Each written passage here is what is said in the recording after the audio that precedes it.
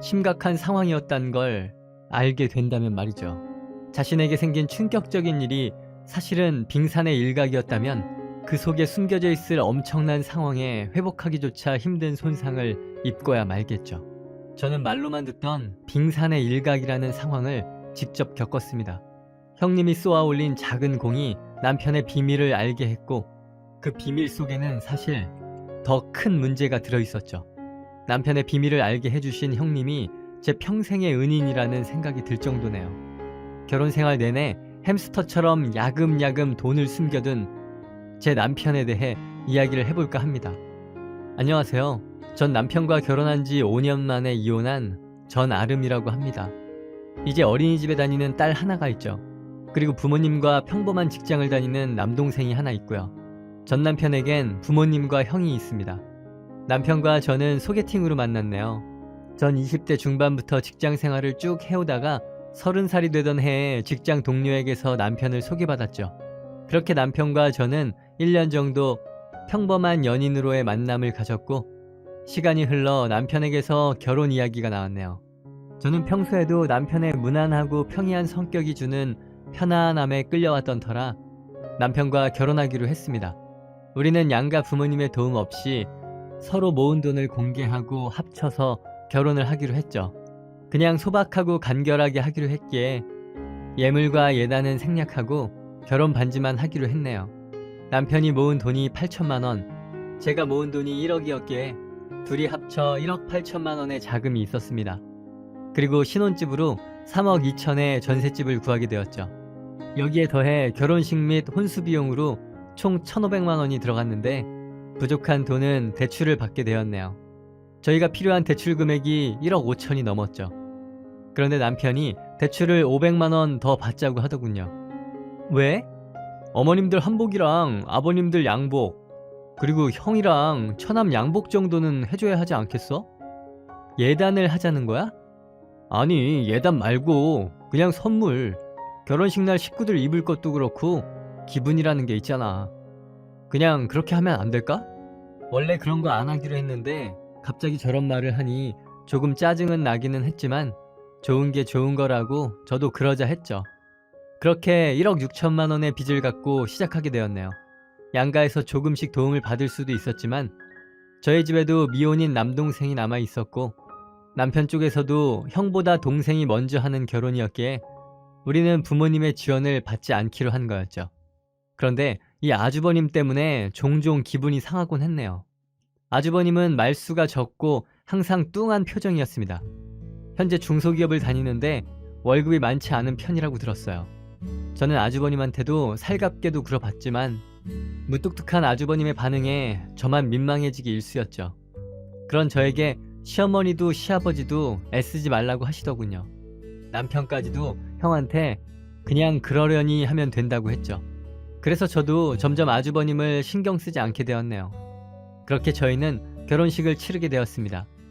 결혼식 전날 남동생은 저에게 결혼 축하한다면서 축의금으로 200만 원을 챙겨주더군요. 거금을 흔쾌히 내어준 동생에게 참 고마운 마음이었네요. 그리고 결혼식 당일 저희는 주위 사람들의 축하를 받으며 식을 무사히 진행했죠. 그런데 예식 진행 후 패백을 할 때 패백 도와주시는 분 수모님이 아주버님과도 맞절을 하라고 하시더군요. 하지만 아주버님은 동생이 먼저 결혼하는 거라며 끝끝내 맞절을 거부했죠. 그때 수모님, 친정 식구들, 저, 시부모님 모두 상당히 민망했네요. 새 식구 인사하는 건데 그냥 받으시지 싶었지만 억지로 아주버님을 앉힐 수는 없으니 그냥 생략하고 넘어갔죠. 하지만 아주버님에게 드는 떨떠름한 기분을 지울 순 없었네요.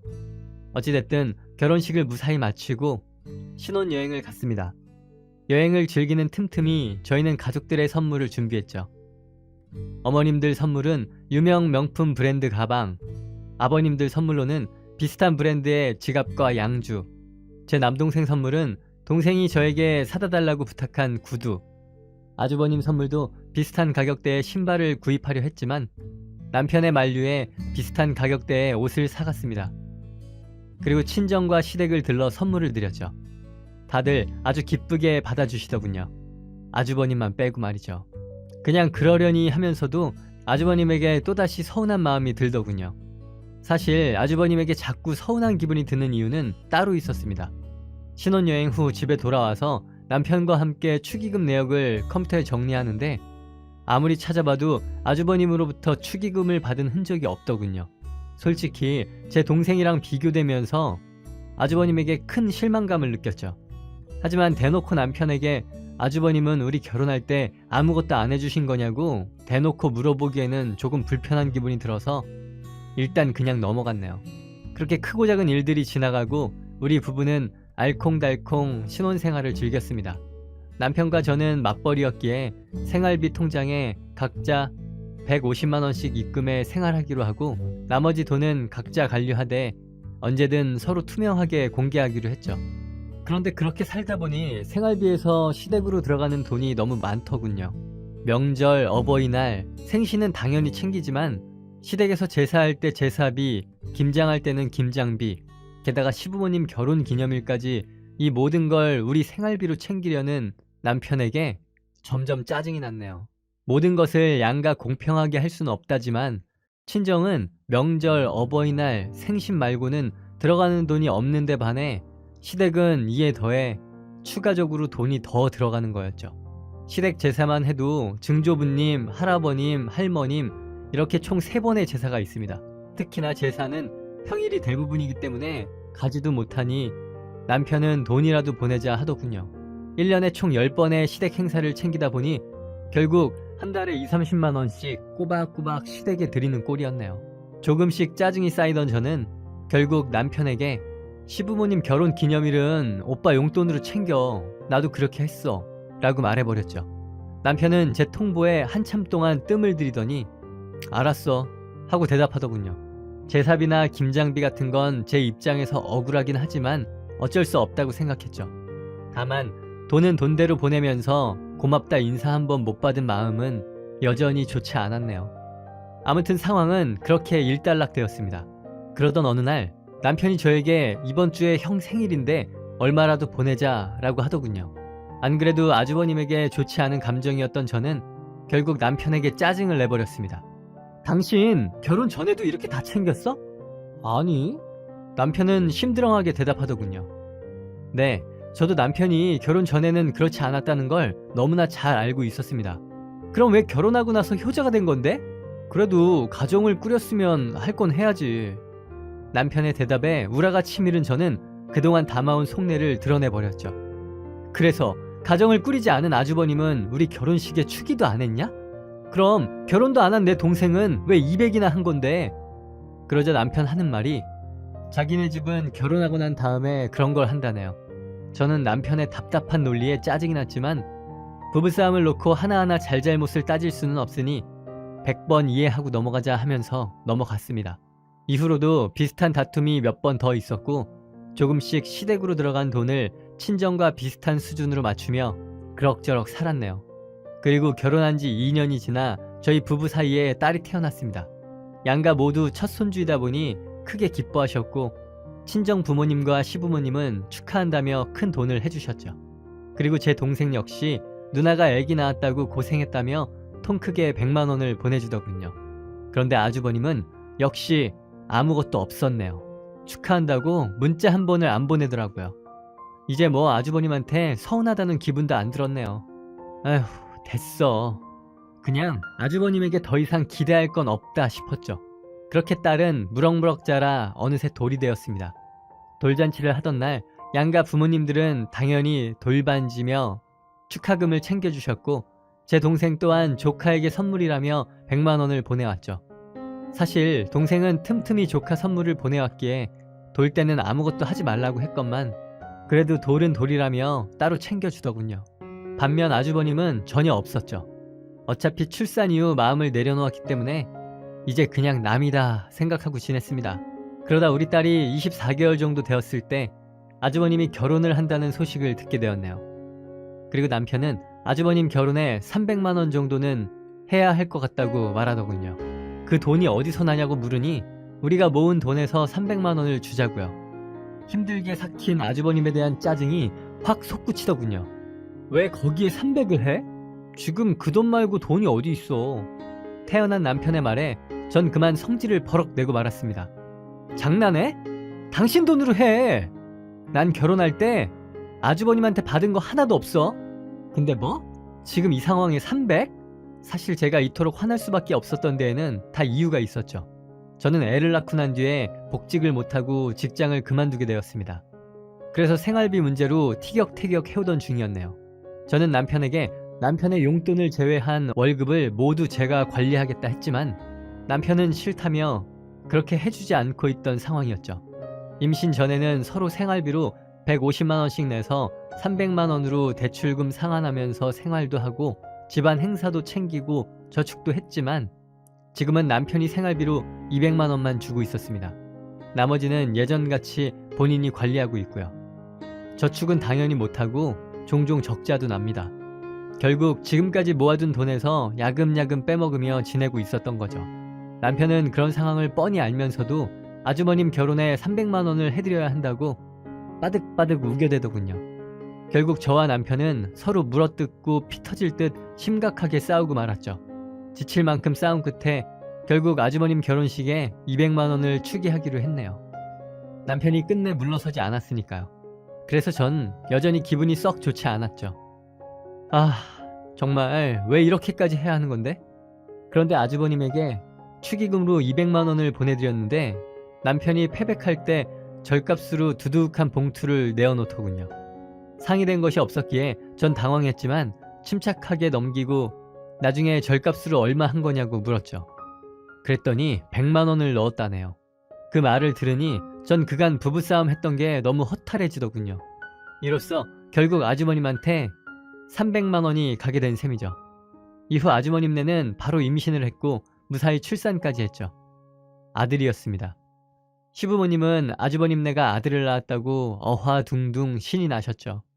하지만 그동안 아주버님한테 쌓인 게 많았던 저였기에 출산에 대한 축하는 따로 하지 않았네요. 그때부터 형님과의 신경전이 벌어졌습니다. 괜찮은 집 딸이었던 형님은 시댁에 드리는 돈의 단위부터가 달랐고 저와 남편은 자연스레 기가 죽었죠. 당연히 시부모님도 더 큰 액수를 좋아하셨으니까요. 그때부터 남편은 형님네 하는 액수를 물어봐서 그만큼 해야 한다고 고집을 피우기 시작했습니다. 저는 집안 행사에 지금까지 우리가 하던 대로 하면 좋겠는데 계속 금액으로 경쟁하듯 그러더군요. 그래서 저는 지금까지 아주버님은 안 했고 우리는 계속 했으니까 우리는 이 정도만 해도 돼. 우리 분수에 맞게 하면 그걸로 충분하다고 하며 남편과 싸워야만 했죠. 이에 대해 남편은 평소와 다른 행동을 보이기 시작했습니다. 당시 남편은 평소 제가 인터넷으로 구입하는 소모품에 별 관심이 없는 사람이었죠. 그런데 갑자기 어느 날부터 남편이 싼 거 타령을 하더군요. 집에서 쓰는 아기 물티슈가 비싸다고 하질 않나 제 얼굴에 바르는 3만원짜리 수분 크림이 비싸다고 타박을 하기도 했죠. 물론 그런 남편에게 저는 물티슈는 싼 거 사면 얇아서 2장 3장씩 뽑아 쓰게 돼. 그리고 얼굴에 바르는 크림이 30만원도 아니고 3만원 가지고 뭐가 비싸다는 거야? 내가 이 정도도 못 발라? 하고 받아쳐버렸네요. 그런데 그게 다가 아니었습니다. 남편은 심지어 집에 있는 물건을 중고 거래로 내다 팔기도 하더군요. 사실 처음에 딸이 아기 때 쓰던 물건을 중고 거래로 팔자고 하길래 저는 그래 그러자고 했죠. 그렇게 몇 번 아기용품을 판매한 남편이 그 뒤로도 자꾸 뭘 내다 팔고 싶어하는 눈치였네요. 괜히 집에 있는 물건을 뒤적거려 보기도 하고 이거 쓰는 거야? 하는 질문을 하기도 했죠. 그러더니 남편은 제가 자주는 아니지만 가끔씩 쓰는 물건까지 갖다 팔자고 하더군요. 주석이나 대용량 덩치 큰 믹서기 같은 거 말이죠. 그래서 남편에게 그건 내가 쓰는 건데 왜 파냐고 되려 물어봤네요. 도통 남편의 제안에 대해 전 이해할 수가 없었죠. 저 인간이 요즘 왜 저래 진짜? 전 남편의 알 수 없는 갈수록 이상해져가는 행동에 의아하면서도 남편이 이제 외벌이이다 보니 짠돌이로 변해가나 보다 하고 넘겼네요. 하지만 당시 남편은 우리 가족의 생활비는 아끼려고 하면서도 시댁 행사에는 자꾸 통 크게 굴려하니 제가 환장할 노릇이었죠. 그렇게 시간이 흘러 시조카의 돌잔치가 다가왔습니다. 전 그간 쌓인 감정도 있고 경제 사정이 썩 좋지도 않아서 남편에게는 알아서 하겠다 하고 20만원만 했죠. 돌잔치 후에 형님에게서 전화가 왔네요. 형님은 와줘서 고맙다며 정신없어서 인사도 제대로 못했다고 하더군요. 그래서 저도 형님에게 아니에요 형님, 조금밖에 못해서 죄송해요 라고 말했습니다. 그런 저의 형식적인 대답에 형님이 말했죠. 아니야, 무슨 소리야. 와준 것만으로도 고맙지. 그런데 동서, 요즘 좀 힘들어? 그럼 시부모님께 들어가는 건 우리가 좀 더 부담할게. 너무 부담 갖지 마. 사실 형님은 그냥 착하게 말했던 것 같은데 그 말을 들은 순간 전 순간적으로 자존심이 확 상했네요. 그래서 형님에게 하소연을 했죠. 형님, 사실 저희 결혼할 때부터 지금까지 아주버님한테 이런 한 푼도 받은 게 없어요. 결혼식, 출산, 애기 돌 전부 아무것도 못 받았어요. 저도 유치하다는 거 아는데 그래서 기분이 좀 상한 거예요. 저의 하소연을 들은 형님은 조금 당황했는지 아, 그래. 그랬구나. 몰랐네. 미안해. 라고 말하고 서둘러 전화를 끊더군요. 형님한테 그렇게 이야기하고 나니 저는 속이 좀 시원했네요. 하지만 아주버님에 대한 감정은 여전히 좋지 않았죠. 그런데 그로부터 며칠 후 형님에게 다시 전화가 왔네요. 동서, 잘 있었어? 다른 게 아니고 그냥 좀 오해는 풀어야 할 것 같아서 동선에 결혼할 때 남편이 500만원 서방님한테 보냈대. 그리고 지우 낳았을 때도 300만원 보냈다 하고, 그리고 지우 돌 때도 200만원 보냈다고 하네. 그리고 지금까지 명절이랑 지우랑 동서 생일, 어린이날, 크리스마스 때마다 항상 20만원씩 서방님한테 보냈다고 하더라고. 동서가 좀 오해한 부분이 있는 것 같아서. 우리 신랑 말은 없어도 그렇게 경우 없는 사람은 아니야. 동서가 오해하지 않았으면 좋겠어. 미안해. 또 신랑이 오해받는 건 싫으네. 형님의 얘기를 듣고 나니 머리가 띵해지더군요. 몇 년 동안 저는 아주버님의 경우 없음에 불만을 품어왔건만 그게 아니었다는 게 너무나 당황스럽고 어안이 벙벙했죠. 전 그날 저녁 당연히 남편을 잡았습니다. 남편이 집에 오자마자 아주버님이 지금까지 보낸 돈 어디 있냐고 화를 내며 소리쳤네요. 제 말에 남편은 당혹감을 감추질 못하더군요. 어떻게 알았어? 남편의 질문에 전 제가 아주버님에 대해 오해하고 있다는 형님 말이 맞다는 걸 확신할 수 있었죠. 전 본격적으로 남편에게 따졌습니다. 당신 그동안 아주버님이 준 돈을 나 몰래 가로채서 몰래 꽁쳐둔 거야? 네가 햄스터야? 그런데 저의 말에 당황한 듯 하더니 잠시 머뭇거리던 남편은 주절주절 변명을 늘어놓더군요. 아니, 내가 당신한테는 좀 나중에 말하려고 했는데 정말 급하게 필요할 때를 생각해서 비상금을 모아둔 거야. 그래, 알았어. 그랬다고 쳐. 지금이 정말 급하게 필요한 상황이니까 지금까지 꽁쳐둔 돈 다 갖고 와. 그리고 왜 나한테 아주버님이 돈 줬다고 말을 안 해서 괜히 사람을 오해하게 만들어? 제 질문에 남편은 쭈뼛쭈뼛 미안하다 하더군요. 전 남편에게 지금 당장 그 모아둔 돈을 이체시키라고 했습니다. 그런데 남편이 머뭇거리고만 있었죠. 뭐해? 당장 이체시키라니까? 없어. 뭐라고? 다 썼어. 순간 이 남자가 다 썼다고 거짓말을 하는 건지 정말 다 쓴 건지 상황 판단이 제대로 되지 않았죠. 무슨 소리야? 아주버님이 당신한테 보낸 돈이 어림잡아도 1,500만 원이야. 그게 다 어디 갔어? 침묵하고 있는 남편을 황당하게 바라보던 저는 아차 싶었네요. 진짜 어디에 갖다 썼구나. 생각이 여기에까지 미친 저는 남편에게 소리를 질렀습니다. 뭐냐고 이 새끼야. 너 당장 통장 내역 가져와. 남편이 휴대폰으로 은행을 로그인해서 넘겨줬으나 휴대폰으로는 5년 전 기록까지는 안 나오더군요. 다음날 저는 남편을 끌고 은행으로 갔습니다. 그리고 우리 결혼할 때부터의 통장 거래 내역을 뽑았죠. 5년 동안 아주버님이 남편에게 보낸 돈만 2천만 원이 넘더군요. 그런데 잔고가 비어 있었습니다. 자, 그래. 그럼 그 돈 어디 있어? 당신이 술도 담배도 안 하는데 그 많은 돈을 다 어디다 갖다 쓴 거야? 저의 다그침에 남편은 결국 울며 겨자 먹기로 실토하더군요. 어떻게 된 거냐면 그 돈을 투자했는데 좀 잘못돼서 남편은 그 2천만 원을 저 몰래 햄스터 마냥 꽁쳐뒀다가 비트코인으로 다 날려버렸다네요. 그 사실만으로도 황망한데 남편의 비밀은 그게 전부가 아니었습니다. 그리고 실은 비트코인으로 날린 돈을 만회해보려고 마이너스 통장 만들었는데 그것도 잘못돼서. 너 미쳤구나. 남편의 말을 듣는데 어이가 없어 웃음밖에 안 나오더군요. 그런데 그게 끝이 아니었습니다. 그리고 보증금도 담보로 좀 빼서 그걸로 선물 주식을 했는데 그것도 거의 손해봤어. 그러니까 결국 남편은 비트코인으로 2천을 날린 것도 모자라서 마이너스 통장으로 또 투자했다가 날렸고, 또 전세 보증금을 담보로 대출을 받아 주식을 했다가 그것까지도 거의 날려버렸다는 거였죠. 그러니까 결론적으로 우리가 결혼하면서 넣은 전세 보증금 중에 건질 수 있는 돈이 없다는 거고, 그 말은 결국엔 우리는 이 집 전세가 끝나면 그대로 길거리에 나앉게 된다는 거죠. 이 결론까지 내리고 나니 아무런 생각도 들지 않더군요. 그저 눈앞이 깜깜해지면서 모든 것이 막막해졌네요. 아무것도 모른 채 갑자기 구렁텅이에 빠져버린 꼴이었죠. 저랑 남편 둘뿐이었다면 이보다는 나았을까요? 이제 말문이 트여 말하고 있는 저 아이는 이제 어쩐다는 말인가. 딸 아이 생각을 하니 그제서야 눈물이 흐르더군요. 이후 전 혼자 이 상황을 어떻게 해야 할지 곰곰이 생각하다가 친구들에게 조언을 구했습니다. 친구들이 내려준 결론은 간단하더군요. 사행에 빠진 놈은 구원하지 말라. 그것은 너와 내 아이 또한 지옥으로 이끌 것이다. 전 이때부터 남편으로부터 완전히 달아나야 하겠다고 마음먹었네요. 그래서 전 일단 남편이 계속 그러고 다니게 그냥 내버려 뒀습니다. 그리고 집 근처 도박중독 치료센터에 가서 전 중독자 가족 상담을 받았죠.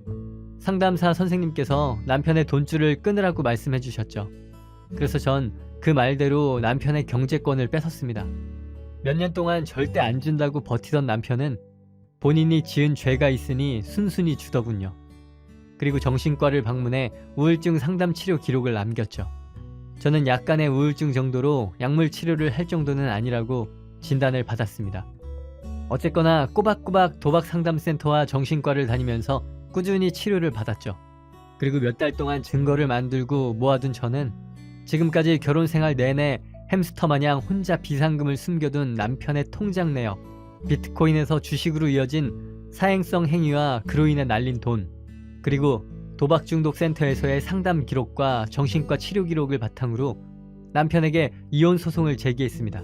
남편이 부부간 아무런 상의 없이 2억 가까이 되는 돈을 모두 날린 것이 크게 작용했고, 이에 더해 비트코인에서 돈을 날리고 그 돈을 만회하고자 몰래 대출을 받아 주식을 시작한 것 또한 부부간의 신뢰를 무너뜨렸으며, 사행성 행위로 잃은 돈을 주식으로 메꾸려 한 점 등이 모두 참작되어 우리 부부의 이혼이 성립되었습니다. 남편이 저에게 위자료 1,000만 원을 지급해야 한다는 판결이 내려졌죠. 하지만 빚만 남은 남편에게 1,000만 원이 있을 리 없고, 우리가 살던 전셋집을 빼서 제가 가져왔던 돈 중 1억만 다시 가져왔네요. 나머지 빚은 남편이 어떻게든 하겠죠. 그렇게 저는 남편으로부터 완벽하게 해방될 수가 있었네요.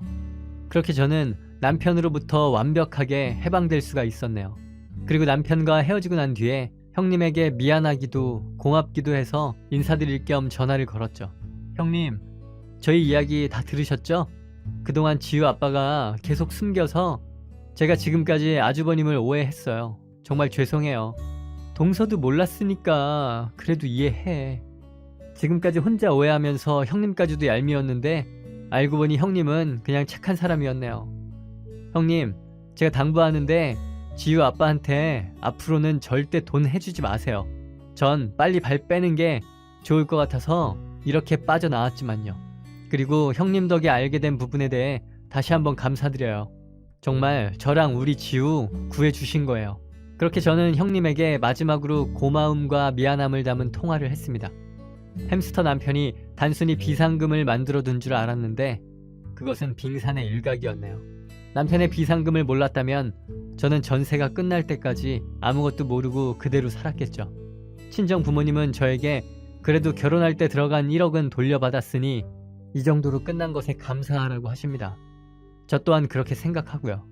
남편은 이혼 후 시댁으로 들어갔다 하네요.